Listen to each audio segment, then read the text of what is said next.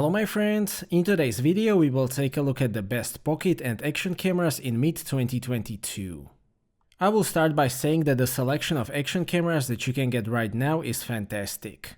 We have a functional GoPro, great modular systems, tiny wearable cameras, pocket gimbals, and so on.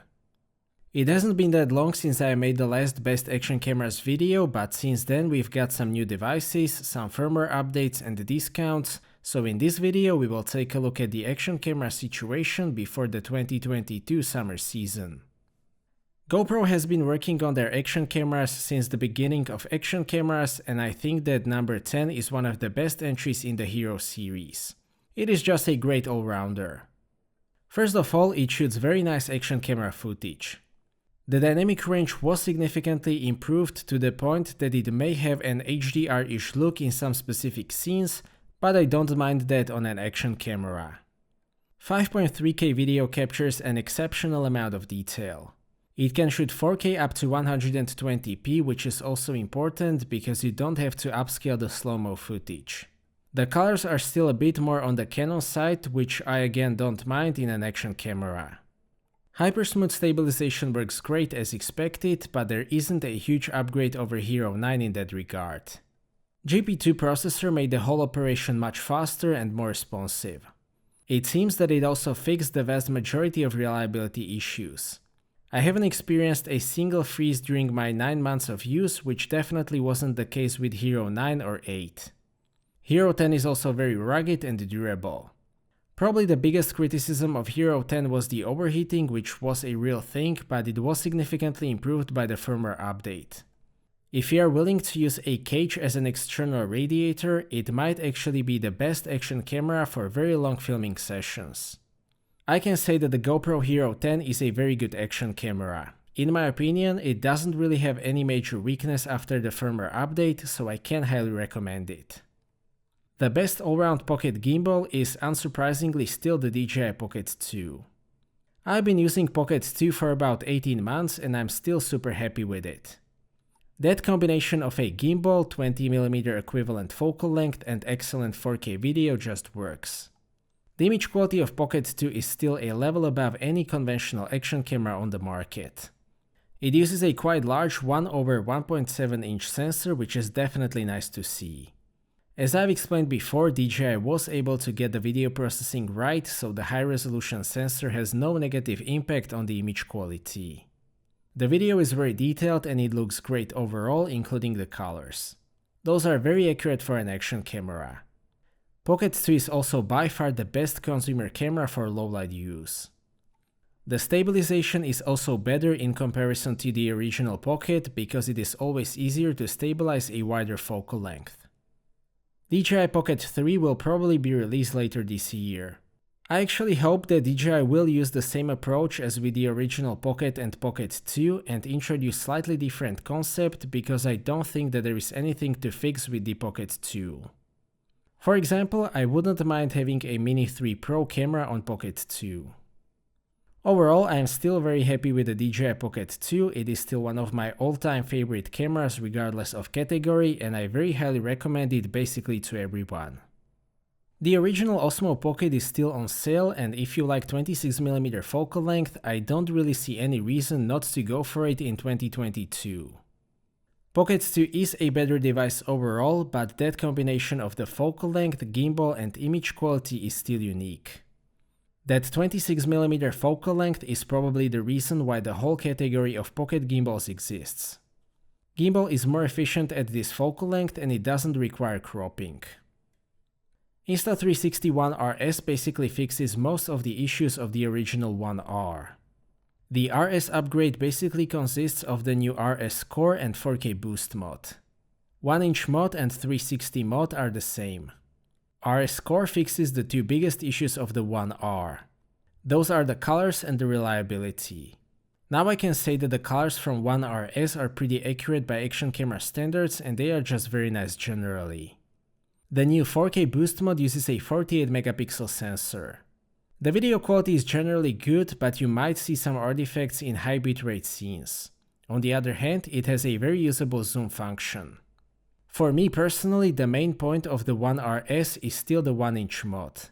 That one provides very detailed footage which is very suitable for mixing even with full-frame mirrorless cameras.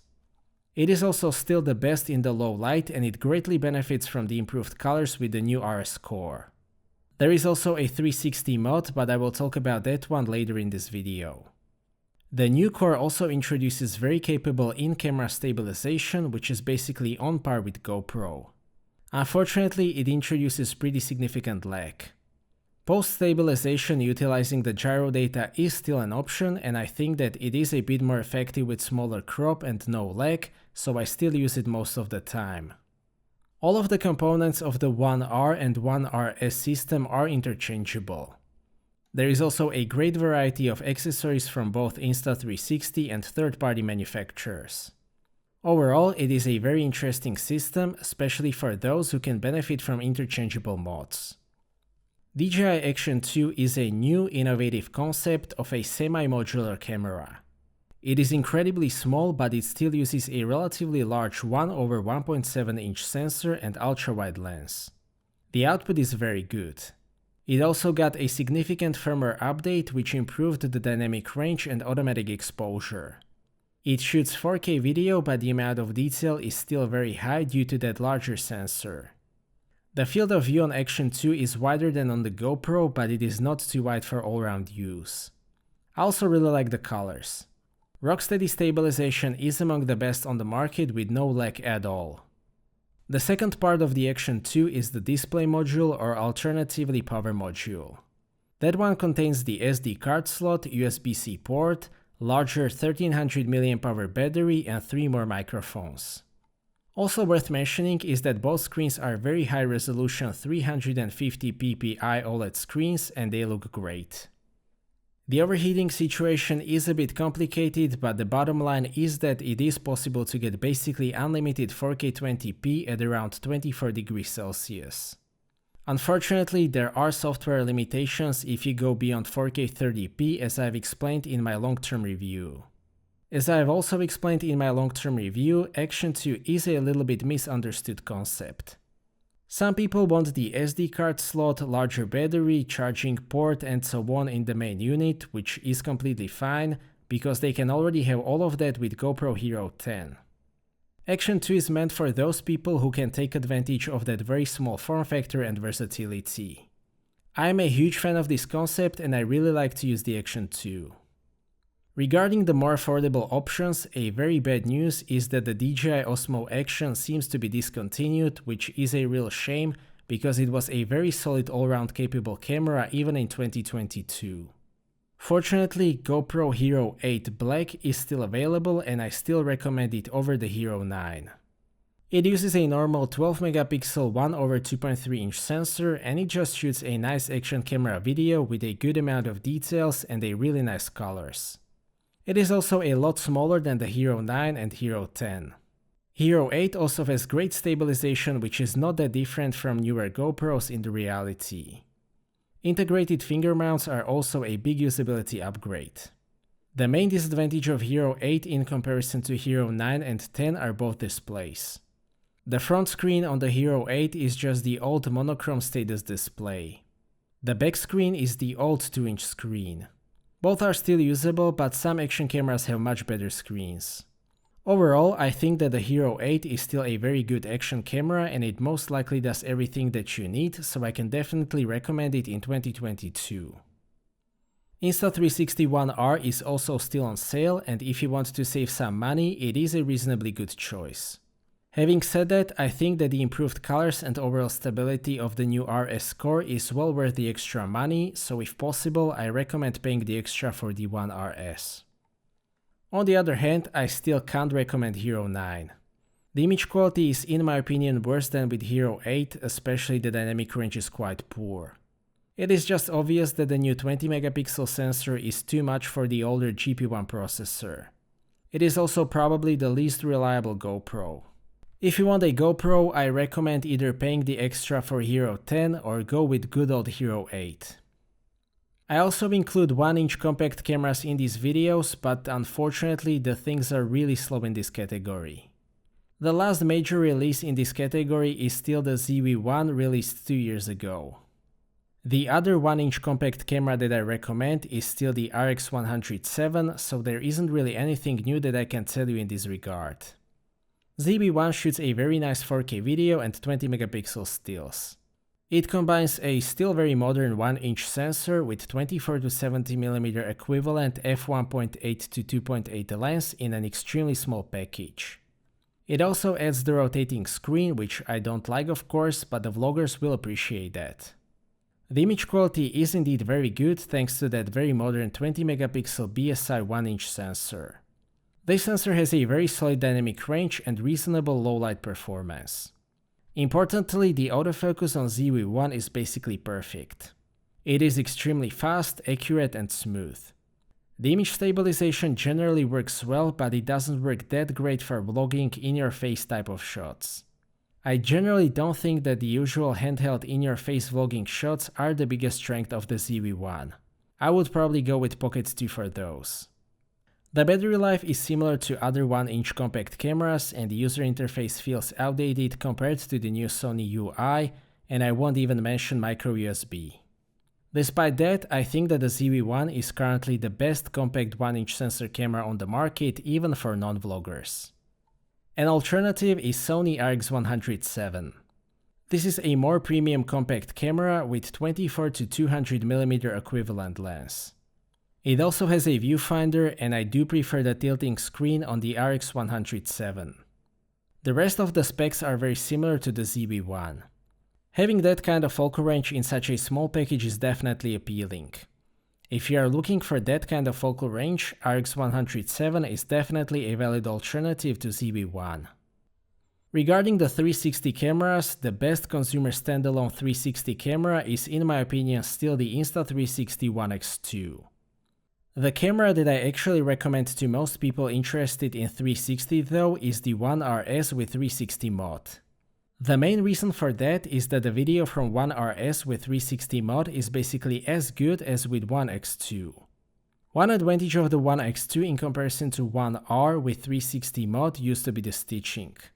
With the One RS, the stitching seems to be perfect. The image quality is still the limiting factor of 360 cameras. 5.7K 360 video captures about as much detail as a solid 1080p 2D camera. Of course, it compensates for that by capturing everything at the same time. Then you can choose the framing and add various effects after you have shot the footage. One X2 is still a great 360 camera, but I think that One RS with 360 mod offers more versatility and it is also a cheaper option if you want both an action camera and 360 camera. The last device that I will mention is the iPhone 13 Pro. Apple has finally put a larger 1/1.65-inch type sensor in a smaller 6.1-inch iPhone. The images indeed show more real detail, which means that the iPhone doesn't have to use that much sharpening and computational magic. That is very positive because those unnaturally bright HDR shadows with weird colors can still be an issue in some specific situations. The ultrawide camera is also much better. It still uses the same 1/3.4-inch sensor, but the lens is new. It has an f1.8 aperture. It is much better optically and it produces very nice images. On the other hand, the telephoto camera is a downgrade in my opinion. It also uses 1/3.4-inch sensor, but the f2.8 lens is actually darker than the f2 lens on the 12 Pro. The focal length has also changed from 52mm to 77mm, and that is in my opinion a less versatile focal length. A huge strength of the latest iPhones is the ProRAW. These stacked RAWs capture incredible amount of information and provide huge flexibility. Video also continues to be a major strength of iPhones. Also worth mentioning is the stabilization, which is basically on par with the best action cameras such as Hero 10 or Action 2. I also really like the rest of the iPhone 13 Pro. The display with a smaller notch looks great, A15 SoC has tons of processing power and the build quality is outstanding. So these were in my opinion the best consumer/action cameras available in mid-2022.